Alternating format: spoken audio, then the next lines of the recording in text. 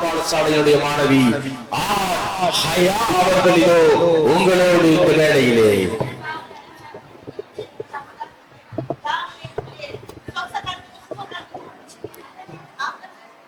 கிளி அழகான பறவை கிளி பச்சை நிறகு வளைந்த அழகு கொண்டு காணப்படும் கிளி பேசும் கிளி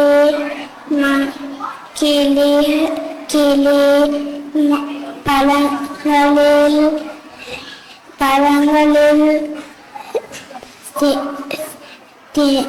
சாப்பிடும் கிளி மரப்பொந்துகளில் வாழும் கிளிகளை செல்லப்பிராணியாக வளர்க்கின்றார்கள்.